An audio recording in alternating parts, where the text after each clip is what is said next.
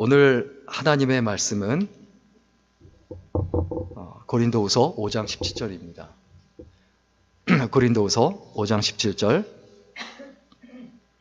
우리 고린도후서 5장 오늘 하나님의 말씀 사무엘상 13장 15절 하반절에서 23절까지인데요. 23절만 같이 읽겠습니다. 오늘 하나님의 말씀 사무엘상 13장 23절 같이 읽겠습니다. 시작.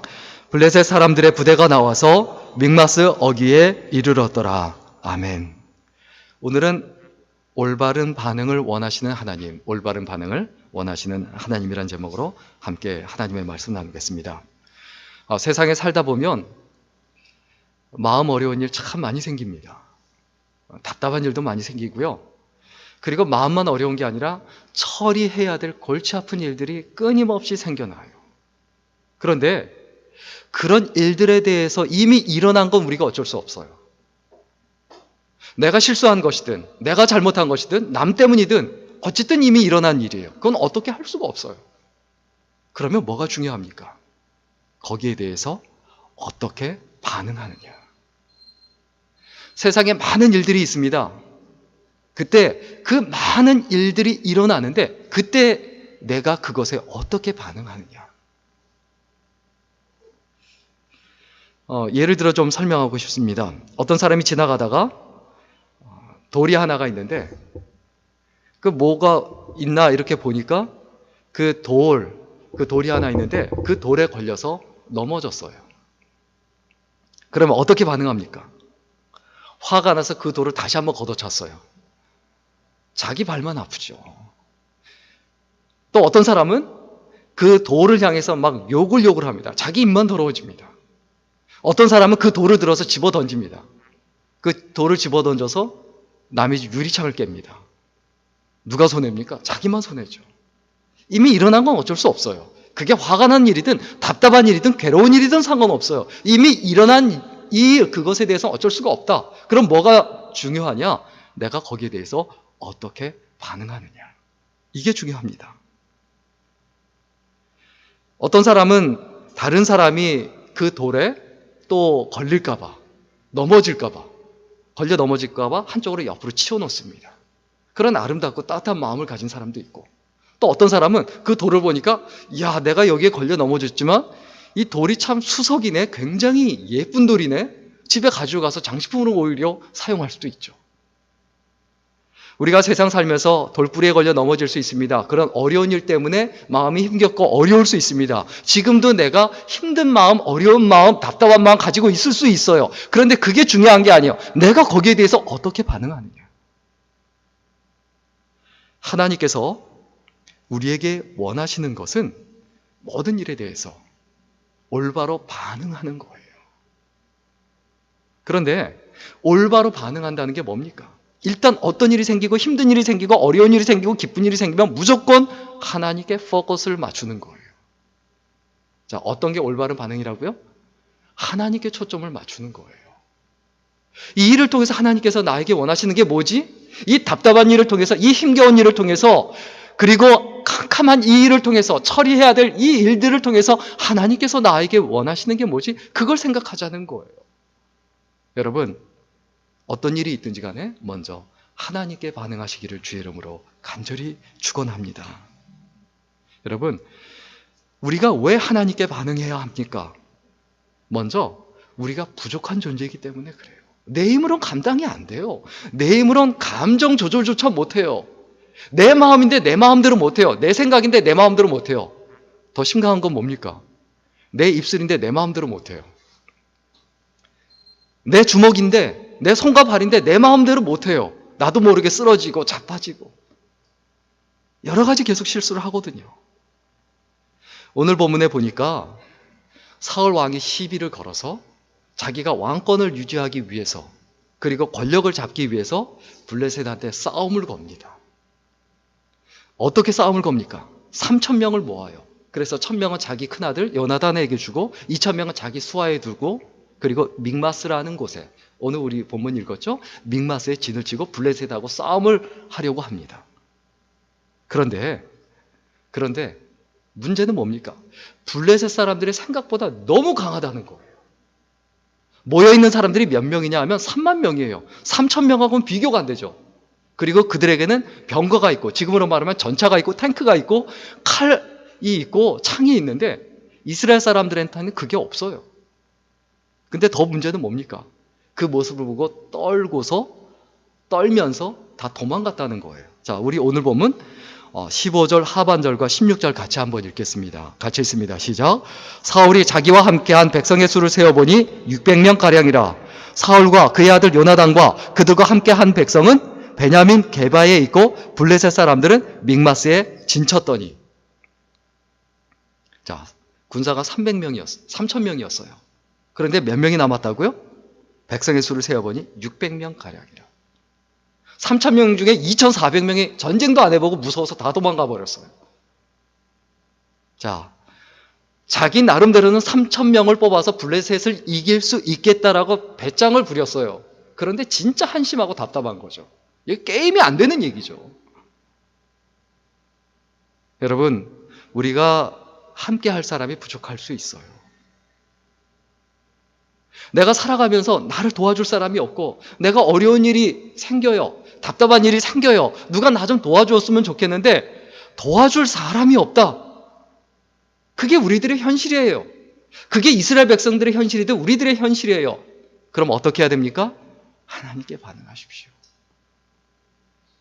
뭔가 하나님께서 나에게 원하시는 게 있다. 하나님께 기도하고 하나님께 매달리라는 거예요. 그리고 또 이스라엘 백성의 또 문제가 뭡니까?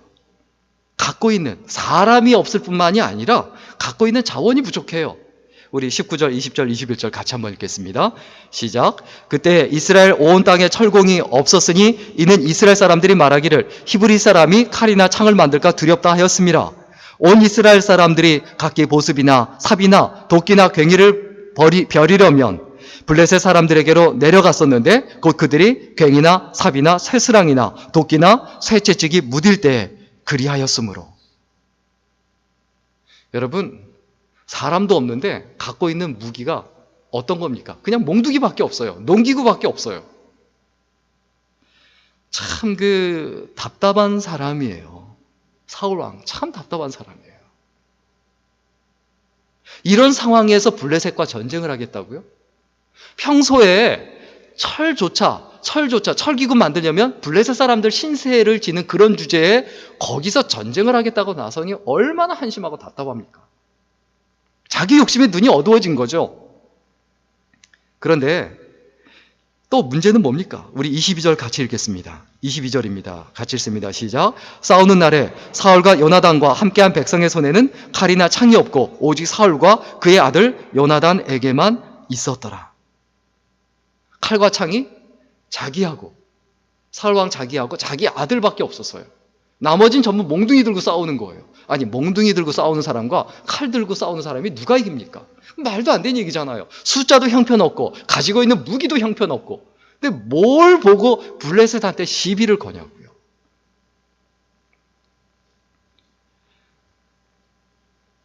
우리의 삶에 있어서 좀 우리는 착각할 수 있어요. 내가 할 수 없는데 할 수 있다라고 착각할 수 있습니다. 자기 욕심에 겨워서요. 자기 욕심 때문에 눈이 먼 거죠. 사람도 모두 다 부족합니다. 교회가 아무리 성장해도 부족하고 완벽하지 않습니다. 사람이 적을 수도 있습니다. 재정이 없을 수 있습니다. 그때 어떻게 해야 됩니까? 하나님께 매달리고 하나님께 의지해야 돼요. 그 상황에 대해서 문제가 있으면 문제에 대해서 반응하지 말고 하나님께 반응하라는 거예요. 왜? 문제는 하나님께서 우리를 부르시는 소리예요. 하나님의 음성이에요. 그러면 하나님께 반응해야 돼요. 우리의 인생이 꼬이는 이유가 뭡니까? 문제가 생기면 꼭 그 문제 탓을 하고 문제에만 신경 쓰고 그리고 사람을 원망하고 사람 탓을 해요. 그게 진짜 우리의 어려움이거든요. 하나님께서 부족한 리더를 세우셨다면 무엇을 의미합니까? 제가 부족할 수 있어요. 그럼 무엇을 의미합니까? 가족 중에 가장이 좀 부족할 수 있어요. 무엇을 의미합니까? 주위에 있는 사람들이 그 부족함을 서로 채워줘야 된다는 걸 의미하지 않습니까? 그게 가족이고 그게 교회지 않습니까? 그게 하나님의 백성이고 그게 하나님 나라지 않습니까? 여러분 확실히 믿어야 됩니다. 만약에 목회자가 부족하면 교인들이 그 부족함을 채울 수 있다는 것을 의미합니다. 그게 하나님의 뜻이에요. 서로 그 부족함을 채우면 어떻게 되죠? 하나가 되지 않습니까? 여러분, 날마다 기억을 해야 합니다. 우리가 착각하는 것, 남들의 부족함을 보고 손가락질하고 그 부족함을 내 입으로 이야기하고 그리고 우습게 여기고 이게 하나님의 뜻이 아니에요. 그냥 다른 사람의 부족함이 보인다면 내가 채워줘야 되는구나. 내가 도와줘야 되는구나. 이게 하나님의 뜻이죠. 이게 교회죠. 그런데 다른 사람의 부족함을 보며 나는 잘났어. 나는 저렇진 않아. 자기도 다른 부분에서 부족한 부분이 분명히 있는데요. 그렇게 착각하며 살아갑니다. 우리는 부족한 부분이 너무 많습니다. 한없이 부족한 존재입니다. 그렇기 때문에 우리는 반드시 하나님께 반응하는 법을 배워야 합니다.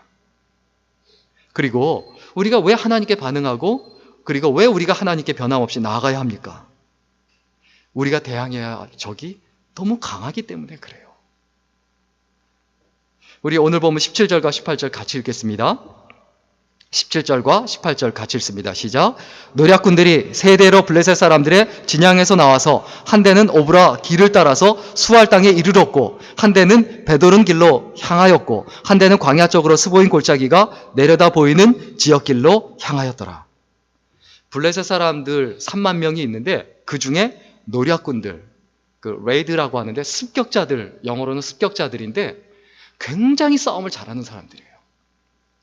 이런 사람들이 3대로 나눠서 3개로 나눠서 이스라엘을 공격할 수 있을 정도로 이 정도로 블레셋이 굉장히 강했습니다.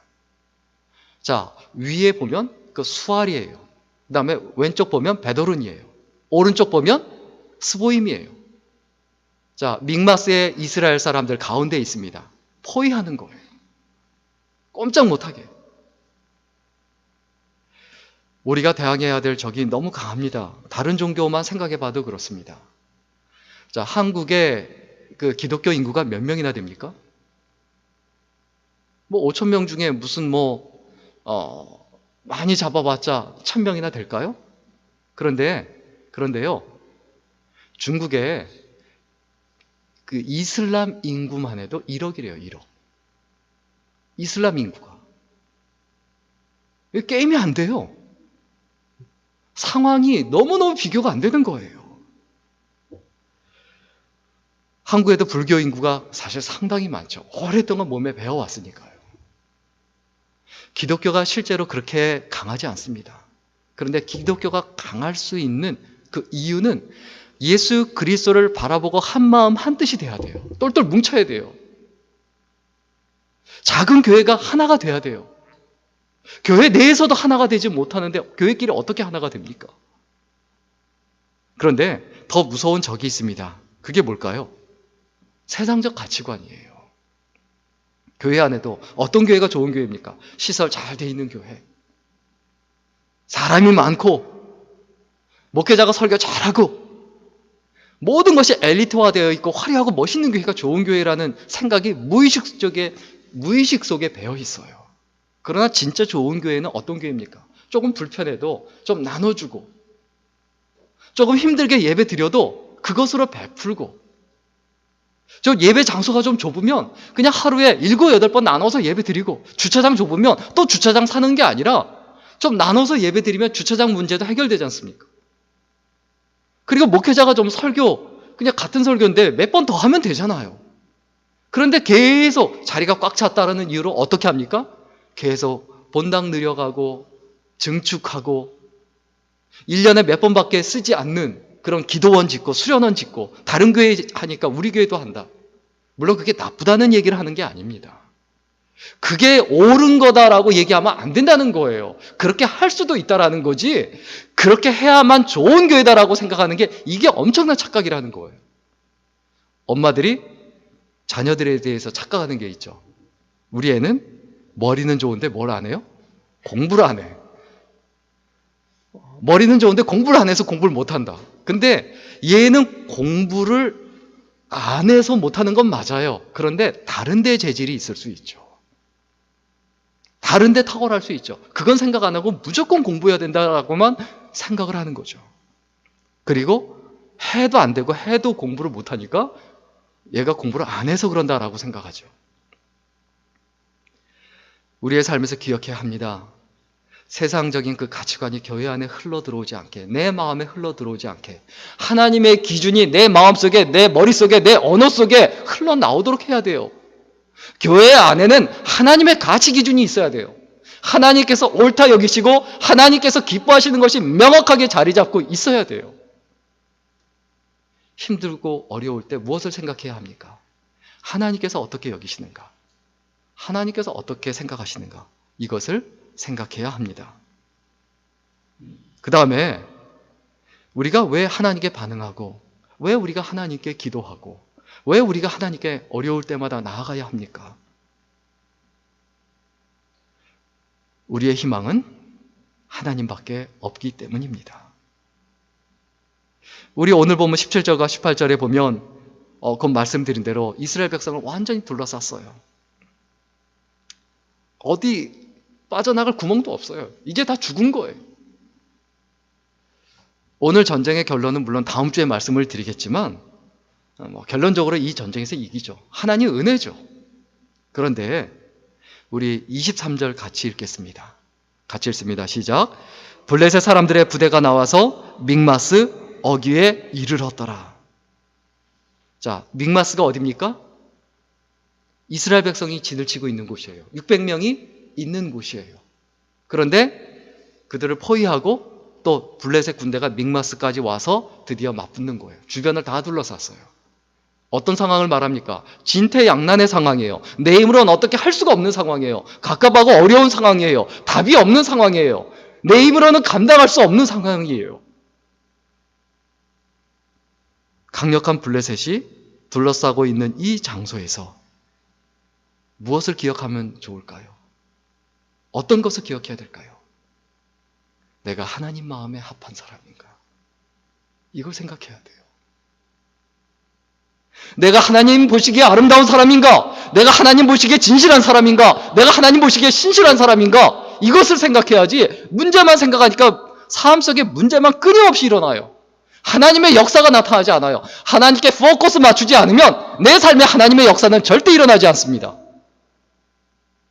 내가 하나님을 바라봐야 내 삶 속에 하나님께서 역사하시지, 내가 하나님을 쳐다보지 않고 내가 하나님을 바라보지 않고 문제만 바라보고 사람만 바라보고 그리고 자기 자신만 생각하고 자기 자신의 못된 자아든 나쁜 자아든 이런 것 때문에 자기 혼자만 괜히 힘들어하고 그런 상황 가운데서 하나님께서 역사하실까요?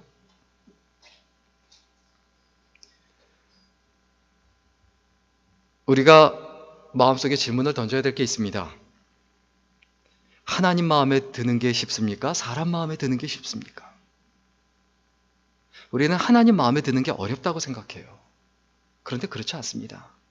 하나님께서는 우리를 사랑하시기 때문에요. 하나님 마음에 드는 게 훨씬 쉽습니다. 사람이 얼마나 까다로운데요. 왜 목회가 힘듭니까? 사람 엄청 까다롭거든요.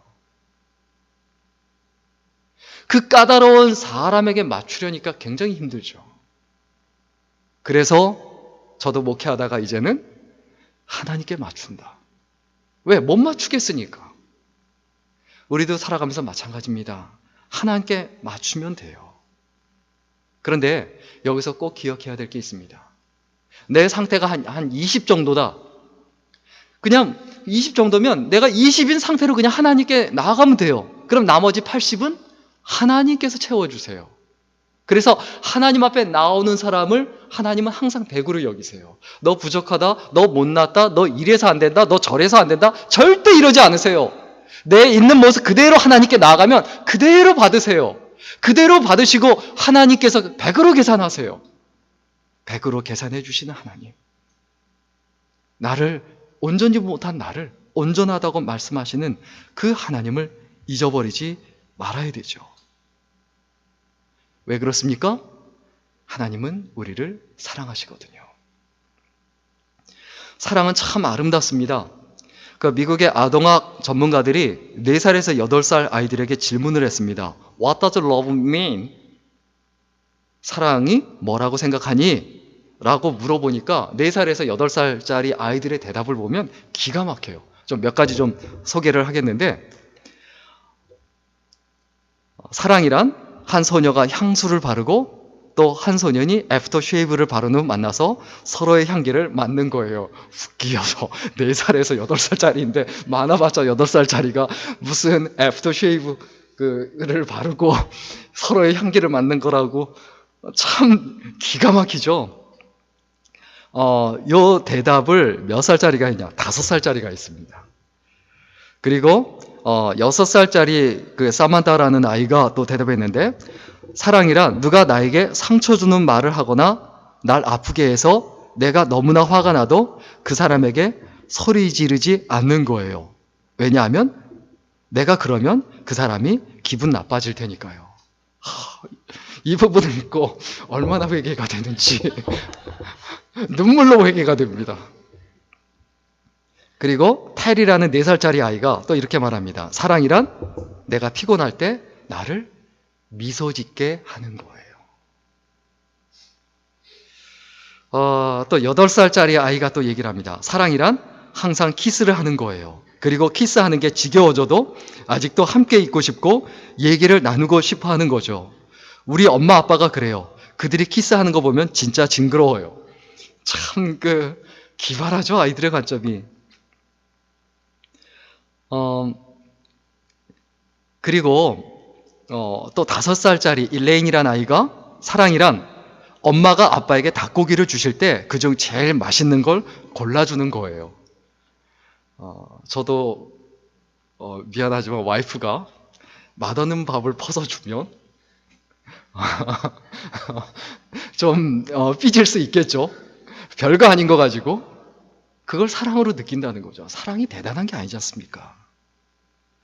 로렌이라는 4살짜리 아이가 이렇게 얘기합니다. 난 우리 언니가 날 사랑한다는 걸 알아요. 왜냐하면 언니는 언니가 입던 모든 옷들을 다 나에게 주거든요. 그러고 나면 언니는 나가서 새 걸 다시 사야 하는데도 말이에요. 사실은 언니가 크니까 작아져서 물려주는 건데, 그리고 언니는 새 옷 입고 좋은 건데 자기 입장에서 생각을 하는 거죠. 언니가 자기 옷을 다 나한테 준다. 우리 언니가 정말 나를 사랑한다. 이렇게 해석한다는 거죠. 사실 이런 게 사랑이지 않습니까? 여러분, 사랑이란 어떤 것인지, 내가 사랑하면 내가 편하고 내가 좋습니다. 내가 행복하고 싶으면, 교회에서 행복하고 싶으면 교회를 사랑하고, 그리고 내가 진짜 행복하고 싶으면 내 주변에 있는 사람들을 사랑하고, 그리고 그것이 어렵다. 그러면 어떻게 해야 되죠? 하나님을 사랑하면 됩니다. 그럼 풀려요. 하나님의 눈으로 사람을 바라보게 되거든요. 하나님께서 다윗을 어떻게 평가하셨습니까? 마지막 이 구절 읽고 마치려고 하는데요. 사도행전 13장 22절 같이 읽겠습니다. 시작.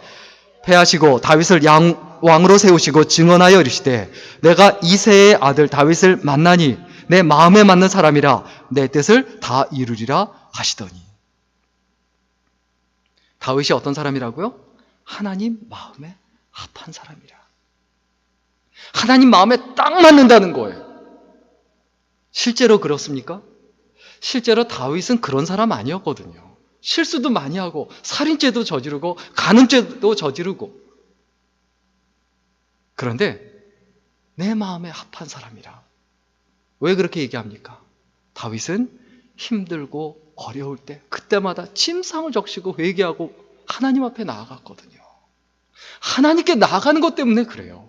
여러분, 다른 거 생각하지 마세요. 하나님께 나아가는 법을 배워야 돼요. 어렵다라는 게 문제가 아니에요. 힘들다라는 게 문제가 아니에요. 내가 하나님께 반응하느냐, 아니면 문제에 반응하느냐, 아니면 사람에게 반응하느냐, 그 차이예요.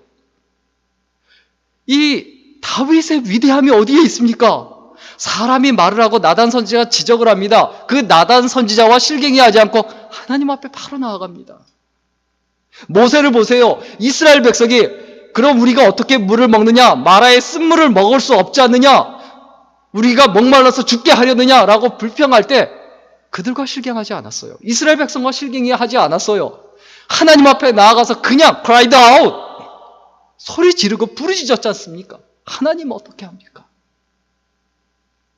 신앙이 어려운 겁니까? 아닙니다. 어린아이도, 몇 살짜리 아이들도 1, 2년 아니면 얼마 안 된, 신앙생활 얼마 안 된 분들도, 신앙생활 오래 한 분들도 다 할 수 있는 게 신앙생활이에요. 신앙생활의 기본은 뭡니까? 하나님께 나아가는 것, 하나님께 반응하는 것. 이것이 신앙생활입니다. 하나님은 우리의 마음을 아십니다. 우리의 답답함을 아십니다. 우리의 힘겨움도 아십니다. 우리의 고민도 아시고 우리의 염려도 아십니다. 오늘 주일날 이 아침에 하나님 앞에 반응하는 법, 하나님께 나아가는 법을 배우시기를 주의 이름으로 간절히 축원합니다. 사람에게 부딪히지 말고, 문제와 부딪히지 말고 그냥 하나님께 나아감으로 그 모든 것들이 하나님 은혜 가운데 오히려 더 기쁜 일이 되고, 슬픔이 기쁨이 되고, 문제도 기쁨이 되고, 사람도 기쁨이 되는 그 은혜를 마음껏 누리시기를 주의 이름으로 간절히 축원합니다.